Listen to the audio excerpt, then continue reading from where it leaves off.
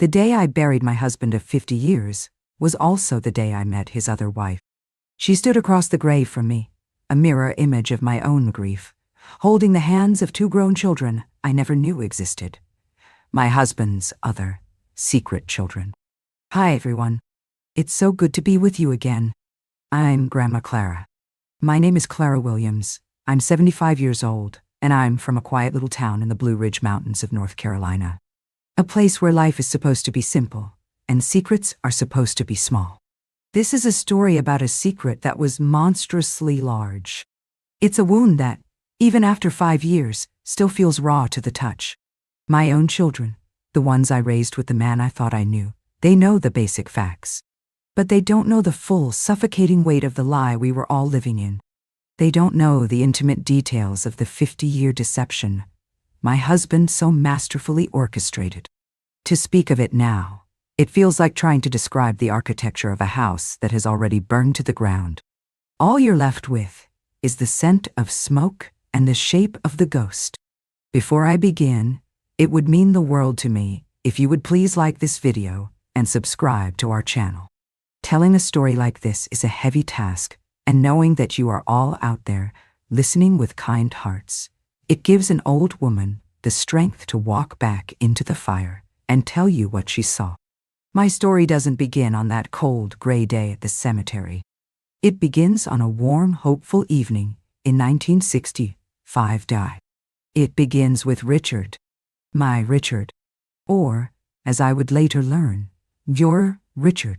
He was not a flashy man. He wasn't a poet or a salesman with a silver tongue. He was an accountant, a man of numbers, of logic, of quiet, steadfast routine. And I loved him for it. His love was not a wildfire, it was a hearth. It was the warmth you could count on, day in and day out. It was in the way he'd bring me a cup of tea every morning, just the way I liked it without me ever having to ask. It was in the solid, comforting weight of his hand on my back as we walked. It was in the sound of his key in the door at precisely 6:05 p.m. every single evening. He was my anchor, my rock, the one predictable, unchanging constant in a chaotic world. We built a beautiful life, he and I. A simple life, built on the foundations of trust and shared values. We had 2 wonderful children, a son, Daniel, and a daughter, Emily. And Richard. Oh, he was the most incredible father. He never missed a little league game. He taught Daniel how to tie a tie and Emily how to ride a bike. He would sit at the kitchen table for hours, patiently helping them with their math homework, his brow furrowed in concentration. He was the moral compass of our family, the one who taught our children about honesty, integrity, and the importance of keeping your word. The irony of it all is so bitter, it could curdle milk. The deception was woven into the very fabric of our happy life, a single dark thread in a vibrant tapestry that I was too close to ever see. Richard worked for a large manufacturing firm, and his job required him to travel. About 1 week out of every month, sometimes more, he would have to go on the road for audits. He would go to plants in Ohio, or Tennessee, or Georgia. I can still see him packing his travel bag, a worn leather satchel. He'd line up his crisp white shirts, his sensible ties. He hated going. Or at least, he performed the part of hating it perfectly. "I wish I didn't have to go, Clarabelle," he'd say, using his pet name for me. "A week away from you and the kids feels like a year." He would call every single night he was away. I'd sit by the phone waiting for it to ring, and he would tell me about his day, about the boring meetings and the lonely hotel rooms. He'd ask about the kids, about their schoolwork, about the leaky faucet he'd promised to fix when he got back. Every call was a reinforcement of the lie. Every call was another layer of mortar on the wall of his secret life. And I believed it all. Why wouldn't I? He was Richard. My steady, dependable Richard. The man who remembered our anniversary without fail, who held my hand during the birth of our children, who cried with me at my father's funeral. He was the man who, on our 40th wedding anniversary, stood up in front of all our friends and family and gave a speech that left everyone in tears. I remember his words as if it were yesterday. He held up his champagne glass, his eyes locked on mine. "They say that behind every great man is a great woman," he said, his voice thick with an emotion I thought was love. "But that's not true in my case, because Clara has never been behind me. She has been beside me. She is my partner, my conscience, my home. She is my one and only, my North Star, and for 50 years she has guided me safely to shore. To Clara." Everyone wept. I wept. How could I not? This was the man I had given my life to, the man I had trusted with my whole heart. The last few years of his life were peaceful. The children were grown, with families of their own.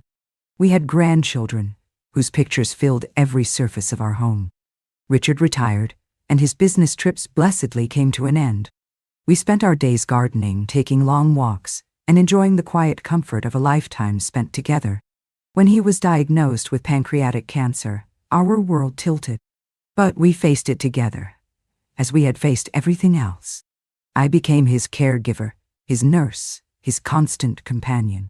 I held his hand through the chemo. I read to him when his eyes got too tired. I slept in a chair by his hospital bed. I was his wife. It was my duty, but more than that, it was my honor.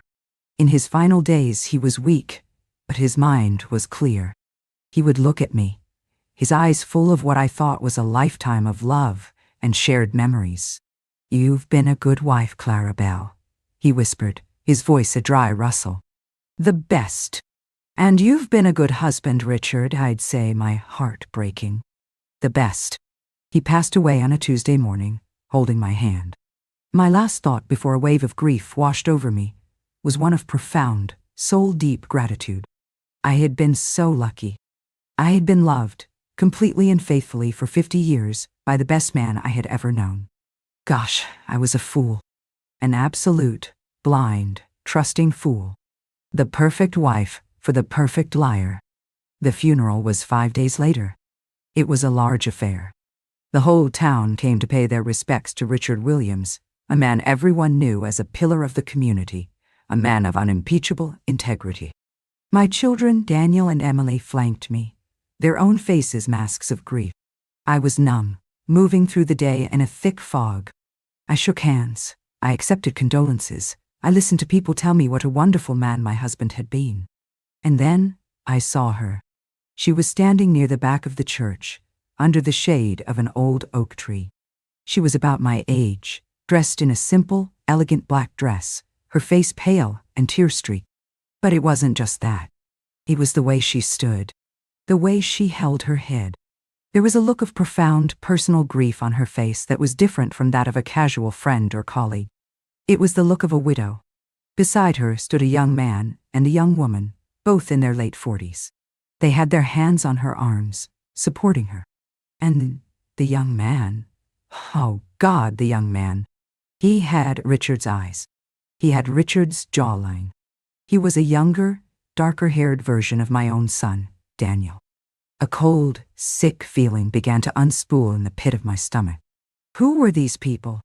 Why was she looking at my husband's coffin with the same shattered expression I felt on my own face? I must have stared for too long, because my daughter, Emily, touched my arm. "Mom, are you okay? You look like you've seen a ghost." "Who is that, Emily?" I whispered, my voice hoarse. "That woman in the black dress. Do you know her?"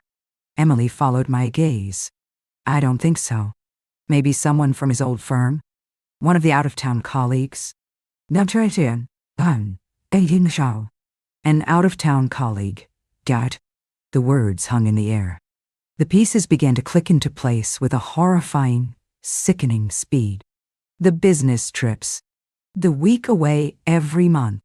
The man who had Richard's eyes. A cold dread, so powerful it made my knees weak, washed over me. No. It wasn't possible. It couldn't be. But it was. The truth was standing right in front of me, in a black dress, with my husband's other life flanking her on either side. And my world, the solid, dependable world I had built for 50 years, began to crumble into dust at my feet. The rest of the graveside service passed in a surreal, horrifying haze. I stood there, listening to the minister speak of Richard's faithfulness, his integrity, his devotion to his family, and every word was a lie that seared my skin. My own family. He had two of them. My gaze kept drifting back to the other woman, this ghost at my husband's funeral. She never took her eyes off the coffin. Her grief was a raw, palpable thing, a mirror of my own. And the sight of it, the legitimacy of it, was an unbearable torment. My mind was a screaming chaos. 50 years. 50 years of shared memories, inside jokes, quiet moments. Were they all a lie? The nightly phone calls from his lonely hotel rooms. Who was he calling from? Her house? Was she sitting right beside him, listening to him lie to the other wife 1,000 miles away? The thought was so grotesque, so monstrous, it made me feel physically ill. I gripped Daniel's arm to keep from falling. After the final prayer, as people began to murmur and drift away, I knew I couldn't leave. I couldn't let her just disappear. I needed to know. I needed to look into the face of my husband's other life. Daniel, Emily, I said, my voice a strained whisper. I need a moment alone. They looked at me with concern, but they nodded, respecting my need for a final private goodbye. They walked a short distance away to speak with some relatives, leaving me standing by the freshly filled grave. And then she started walking towards me. Her two children flanked her, their faces a mixture of grief and a strange, steely resolve. They moved with a purpose that terrified me. The young man with Richard's eyes, he looked at me not with sympathy, but with something that looked chillingly like resentment. As she came closer, I could see the details of her face. The fine lines around her eyes, the gentle slope of her nose. She was a handsome woman. She looked kind. And that was the worst part. She wasn't some flashy younger woman. She was my contemporary. Another woman who had given her life, her youth, her love, to Richard Williams. She stopped about 10 feet away from me. Her voice, when she spoke, was quiet and steady, but trembling with a grief that matched my own. "You must be Clara," she said. My name on her lips felt like a violation. "And you are?" I managed to ask, though I already knew the answer. The truth was a wild beast, and it was clawing its way out of my throat. "My name is Catherine," she said, her eyes meeting mine. And in their depths, I saw 50 years of a life I knew nothing about. "And Richard was my husband." The words, spoken so plainly, so calmly, detonated the world. The ground beneath my feet felt like it had fallen away. I reached out a hand to brace myself against the cold granite headstone. "My husband." She had called him her husband. "No," I whispered. "No, that's not possible. I was his wife for 50 years. The young woman beside her, her daughter, stepped forward. She looked at me with an expression of cold, hard pity. "He was our father," she said, her voice sharp. "And he was her husband. He spent 1 week a month with you, in North Carolina. The other 3 weeks he spent with us, in Ohio. For 50 years. Chimdar, Admir, Aprinchani. Ohio." The word hung in the air. The place he always went for his audits. It wasn't a business trip. It was a commute. He wasn't traveling for work. He was commuting between his two families, his two lives. The man with Richard's eyes, her son, spoke next. His voice was thick, with an anger that seemed directed at me. "He told us about you. He said you were an obligation, a youthful mistake he could never escape from. He said he stayed with you for his children's sake. But his heart, his real life, was with our mother. With us. Nimsi, Idri, Inakanao, Rekazaren, Rasatawasat. An obligation. A youthful mistake." The words were a physical assault. The story of my life, my beautiful love story, the one I had cherished and polished for half a century, was in their version a sad tale of a man trapped in a loveless marriage of duty. The man who had called me his North Star, his one and only, had painted me to his other family as his jailer. I stared at them, my mind unable to process the sheer, diabolical scale of the lie. This wasn't just an affair. An affair is a secret you keep from your life. This was another life entirely. A whole other family tree, with roots just as deep as my own, branching off from the same man. He had 2 sets of golf clubs, 2 favorite armchairs, 2 sets of children's drawings taped to 2 different refrigerators. He had 2 women who waited for his key in the door, who worried when he was late, who loved him. All the little details of my life suddenly rearranged themselves into a new, monstrous mosaic. The times he'd forgotten, his wallet on a business trip, and asked me to wire money. The vague, non-specific answers he'd give when I'd ask about his colleagues at the Ohio plant. The way he was always so insistent on doing his own packing. He wasn't packing for a trip. He was transitioning between his 2 worlds.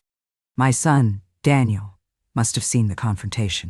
He started walking towards us, his face a thundercloud of confusion and concern. "Mom, who are these people?" Catherine's son stepped in front of his mother, as if to shield her. He looked at Daniel, a strange, competitive glint in his Richard-like eyes. "I'm his son," he said, his voice hard. "His other son." The look on Daniel's face, the pure, uncomprehending shock. It was a mirror of my own. My children, my poor, innocent children, were now being dragged into this nightmare. Their father, their hero, was not the man they thought he was. Their entire childhood, their very identity, was built on a lie. The confrontation dissolved into a blur of confusion and hushed, angry whispers. My children hurried me away, back to the car, away from these strangers who claimed to be our family. The car ride home was silent, thick with a pain and a confusion that no one had words for. I just stared out the window, watching the world go by, but seeing nothing. My life wasn't my life anymore. It was a crime scene. And I was just beginning to survey the damage. The days that followed were a waking nightmare. My home, once a sanctuary of happy memories, became a house of ghosts. Every photograph on the wall felt like a lie. I'd look at a picture of Richard, smiling at a family picnic, and I'd wonder, where had he been the week before? Was he smiling in another family's picnic photo too? The grief I felt for my dead husband was hopelessly entangled with a white-hot, furious rage at the stranger who had deceived me. How do you mourn a man who never really existed? The Richard I loved, the steady, faithful, honorable man, was a phantom. A carefully crafted character he had played for me for 50 years. The real Richard was a monster of deception. A man with a heart so compartmentalized, so duplicitous, that he could live 2 full, separate lives without, it seemed, a single crack in his composure. I was suffocating in the wreckage of my own life. Who could I even turn to? My friends. How could I tell them that the man they had all admired, the man who had been the best man at their own weddings, was a fraud? It would feel like a betrayal of their memories, too. My children were lost in their own sea of grief and confusion. They were trying to reconcile the father they adored with the monster who had been revealed. Emily was angry, lashing out at his memory. Daniel, ever the stoic like his father, retreated into a quiet, simmering silence. We were a family adrift, our anchor gone, our compass shattered. The first official communication from the other family came a week later. It was a letter from a lawyer. A crisp, formal letter addressed to me. It stated that Catherine Patterson, he hadn't even given her his real name, was a claimant on the estate of the late Richard Williams, and that she and her 2 children, Mark and Sarah Patterson, would be present at the reading of the will. The reading of the will. The final act of Richard's life. The last words he would ever speak. I felt a cold, chilling dread. What other secrets were waiting for me there? What other bombs had he planted, set to detonate from beyond the grave? The appointment was set for the following Tuesday at the office of Richard's lawyer, a man I had known for 30 years, a man I had considered a family friend. His name was Mr. Abernathy. Had he known? Had he been a part of this monstrous deception? The questions multiplied, each one another crack in the foundation of my reality. Was it all my fault? The question crept in during the long, sleepless nights. Was I not enough? Was I so lacking, so boring, so naive, That he needed to build a whole other life? I would look at my aging face in the mirror, the face he had kissed every morning for 50 years, and I would wonder what he saw. Did he see the woman he loved? Or did he see the warden he was escaping from? The anger was a clean, hot fire. But the shame was a cold, creeping fog. The humiliation of it was profound. I was not a woman who had been cheated on. I was a dupe, a fool, the star of a 50-year play who never knew she was acting. My entire adult life had been a sham. The day of the will reading, I felt a strange, terrifying calm.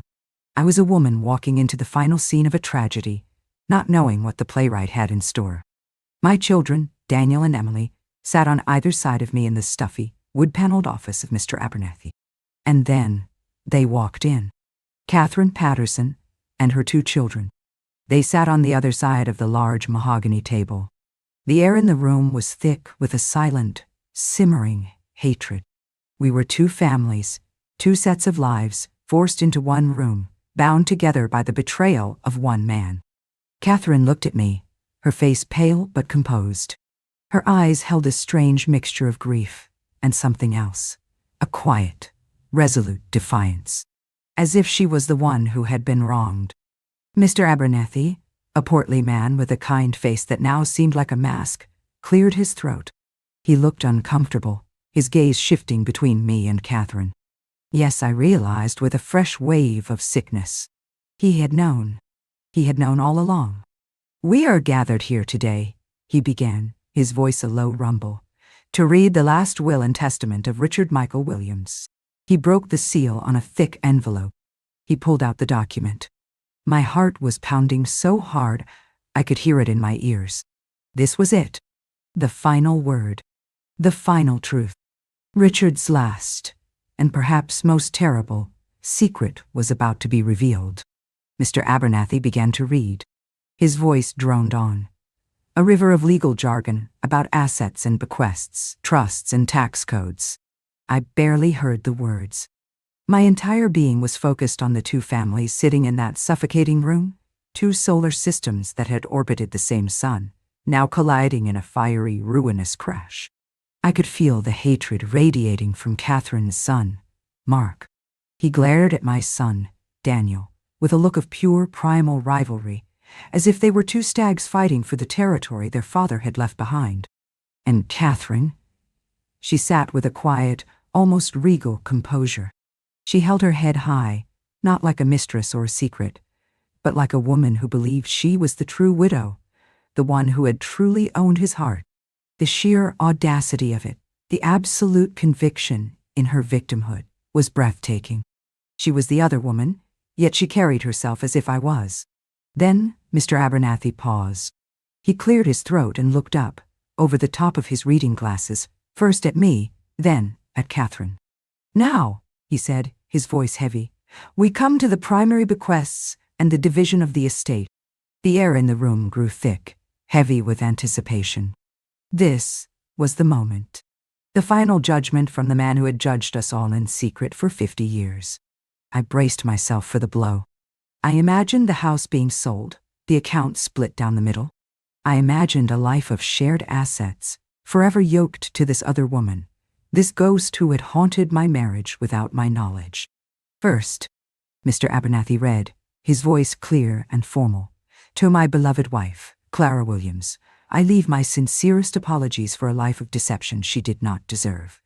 Her reward for 50 years of unwavering love and faithfulness will be in heaven, for I have left her with a living hell on earth. I trust her strength and the love of her children will see her through." A gasp escaped my lips. It wasn't a bequest. It was a confession. A cruel, posthumous admission of guilt that offered no comfort, only a public confirmation of my humiliation.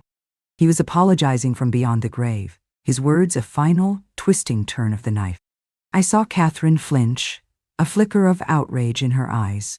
This was not the opening she had expected. Mr. Abernethy continued, his voice steady.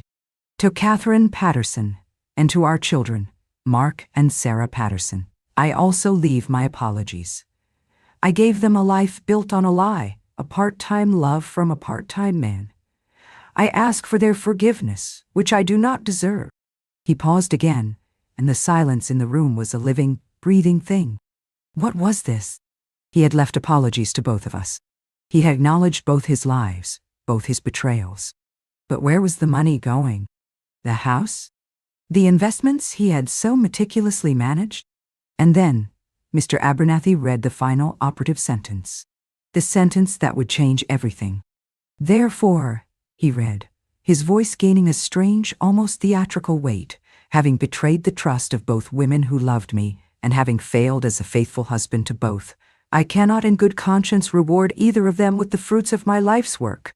As such, I have decreed that my entire estate, every asset, every stock, every piece of property, and the contents of every bank account, is to be liquidated." Insane. A collective, sharp intake of breath filled the room. Liquidated. What did that mean? Mr. Abernathy looked up, his face grim. He took off his glasses.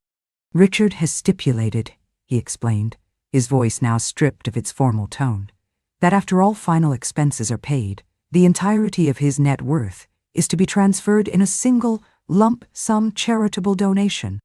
My mind reeled. A charity? He was giving it all to a charity? "What charity?" Daniel asked, his voice tight with disbelief. Mr. Abernathy put his glasses back on. He looked down at the final page of the will. He read the last line with a quiet, almost stunned reverence. "The entire remaining estate of Richard Michael Williams," he read, "is to be bequeathed to the Clara Williams Foundation for Betrayed Women and Their Children, to be administered by its namesake, my one true wife, Clara Williams, to be used at her sole discretion to help other women who have been left in the wreckage of a deceitful man's life." The world stopped. The air left my lungs in a silent rush. I stared at Mr. Abernathy, my mind refusing to comprehend the words he had just spoken. My foundation? My one true wife? A fund to help women like me? It was a move of such breathtaking, such diabolical, such profoundly cruel genius that it felt like a lightning strike. With one sentence from beyond the grave, Richard had rendered his final, terrible judgment. He had not chosen between his two families. He had not split the difference. He had done something far more devastating. He had validated Ajime. He had named me his one true wife, and in doing so, had posthumously demoted Catherine to the status of a mistress. And then he had handed me a weapon. He had given me the entirety of his life's work, and instructed me to use it as a monument to his own deceit. I looked across the table at Catherine. The color had drained from her face. Her regal composure had shattered, replaced by a look of pure, unadulterated shock and fury. Her children were staring at her, then at me, their faces a mask of disbelief. They had come here expecting to be validated, to be named the real family. They had come expecting to inherit a life. Instead, their father had publicly branded their mother a wronged woman and left them with nothing but his apology. "No!" Catherine's son, Mark, slammed his hand on the table, the sound echoing in the silent room. "No, that's not possible. He loved us. He loved our mother. This is a trick. She tricked him." He pointed a shaking finger at me, his face contorted with rage. "This is your doing." But it wasn't. This was Richard's doing. This was his final, perfect, symmetrical act of control. He had managed his two lives in secret for 50 years, and now he had found a way to manage them from the grave. He had punished Catherine for her part in the lie, and he had punished me with the terrible lifelong burden of his legacy. He had made me the gatekeeper of his guilt, and in that moment, something inside me shifted. The fog of grief and shame and confusion that had suffocated me for weeks finally began to part. The righteous anger, the cold fury, was still there, but it was joined by something else. A strange, terrifying, and exhilarating sense of power. He had given me a weapon I had never asked for, a weapon I did not want, but it was mine, all of it. The house, the stocks, the savings, the fortune built on a mountain of lies. It was all mine, and I could do whatever I wanted with it. I stood up. My legs were trembling, but my voice when I spoke was clear and steady. It was a voice they had never heard. It was the voice of the director of the Clara Williams Foundation. I looked at Catherine. I looked at her children. I didn't feel pity. I didn't feel triumph. I felt a vast, cold clarity. "Mr. Abernathy," I said, my voice cutting through the chaos. "My foundation has just received its first directive." Everyone in the room turned to look at me. My own children stared, their mouths agape. Catherine and her family looked at me with a mixture of hatred and a new, dawning fear. I looked directly at Catherine. "My husband, our husband, was a meticulous man," I began, my voice calm and deliberate. "For 50 years, he kept 2 sets of books. I have no doubt that he documented every dollar he spent on this other life. Every mortgage payment on your house in Ohio. Every tuition check for your children. Every vacation. Every gift." I turned to Mr. Abernathy. "My first act as administrator of this foundation will be to hire a forensic accountant. I want a full, detailed accounting of every penny Richard Williams diverted from his primary family to his secondary family, to his secondary one over the past 50 years. I want that number calculated down to the last cent with interest." A wave of shock rippled through the room. Catherine's face went white as a sheet. I wasn't finished. I turned my gaze back to her and her children. "And when we have that number," I said, my voice as cold and hard as the granite on my husband's tombstone, "this foundation, the Clara Williams Foundation for Betrayed Women, will file its first lawsuit. We will be suing you, Catherine Patterson, and your children. For the full amount, we will reclaim every dollar that was stolen from my family, from 50 years. This was my fight back. It wasn't just about the money. It was about justice. It was about reclaiming my life, my history. He had left me a living hell. Fine. But he had also left me the tools to build a ladder out of it. He thought he was giving me a burden. But he had made a fatal miscalculation. He had forgotten the strength of the woman he had lied to for 50 years. He had given me a weapon, and I was finally going to use it. The aftermath of that meeting was like a controlled detonation. The lawsuit was filed the following week. It wasn't about the money, not really. It was about the truth. For 50 years, my life had been a lie, and their life had been a lie. I was determined that the final chapter would be one of stark, unvarnished, and legally binding fact. The forensic accountants were surgical. They unearthed a half-century of deceit, documented in Richard's own meticulous hand. He had, indeed, kept 2 sets of books. There were credit cards in different names, secret bank accounts, and property deeds I'd never seen. They pieced together the shadow life he had led, dollar by painful dollar. The cost of the house in Ohio. The price of 2 more college educations. The family vacations to Disney World that he took with them while he was supposedly at a sales conference. The total was staggering. It was a fortune built on my ignorance, on the trust I had so freely given him. Catherine and her family fought it, of course. Their lawyers argued that she was a victim too, an innocent partner who had been deceived, just as I had. But the will was my shield and my sword. Richard's own words, calling me his one true wife and her part of his deception, sealed their fate. The court sided with the foundation. With me. They were ruined. They had to sell the house in Ohio, the one Richard had bought for them. Their assets were seized. The life that they had believed was theirs, the comfortable, upper-middle-class existence, was revealed to be nothing more than a long-term loan from my family, and the loan had been called in. Did I feel triumph? No. I felt a grim, hollow sense of justice. It was like cleaning a house after a terrible tragedy. The mess was gone, but the emptiness remained. Wrecking their lives didn't fix mine. It didn't bring back the 50 years I had lost. It didn't erase the profound, soul-deep humiliation of his betrayal. My own children had a difficult time with it. Emily, my daughter, was fiercely on my side. She saw it as a righteous battle. But Daniel, my son, struggled. He had his father's quiet nature, and he was deeply uncomfortable with the public, aggressive nature of the lawsuit. "Can't we just let it go, Mom?" he'd asked me once. "He's gone. What's the point?" "The point, Daniel," I told him, "is that for 50 years, our family was the lie that allowed their family to be the truth. I'm just balancing the books. It's what your father would have done." "Really? Boss?" The money recovered, every last cent of it, went into the foundation. And I threw myself into the work. The Clara Williams Foundation became my new life. We provided grants for women who were starting over after a divorce. We funded scholarships for their children.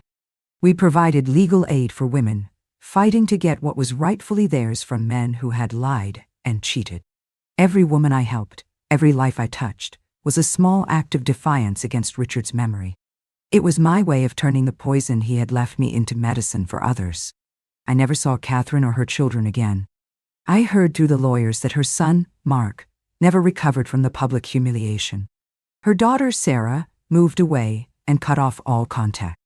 And Catherine, I imagine she is an old woman now, just like me, living a quiet life, haunted by the ghost of a man who was never truly hers. We are two widows of the same man, forever bound by his betrayal. There's a strange, terrible sisterhood in that. The lesson I learned is one that I see every day in the women my foundation helps. It's that love cannot be built on a lie. A secret is not a foundation, it is a fault line. And eventually, the ground will always. I learned that trust, once shattered, can never be truly whole again. But the most important lesson I learned was about myself.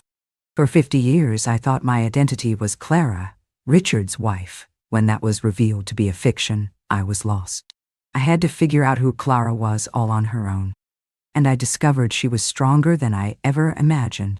She was a fighter. She was a leader. She was a woman who could take the greatest pain of her life and forge it into a source of strength for others. Richard thought he was leaving me a living hell. He didn't realize he was giving me a purpose. He thought he was writing my final chapter, but he was only writing the prologue to my real life. So, if you are out there and your world has been shattered by a lie, if you are standing in the wreckage of a life you thought you knew, please listen to this old woman. Grieve. Rage. Feel the pain. But do not let it be the end of your story. You are more than someone's wife, someone's partner, someone's victim. You are the author of your own life, and you get to decide how the story ends. Pick up the pen and start writing. Thank you for walking with me through that fire. Sharing it with you all has been a healing thing. If you found any inspiration or strength in my journey, I would be so very grateful if you would like this video and subscribe to our channel. Please, be sure to turn on the notification bell so you don't miss our next story together. And in the comments below, please feel free to share your own stories of resilience. Every story shared is a light in the dark for someone else. Love you all. This is Grandma Clara, and I'll see you in the next story.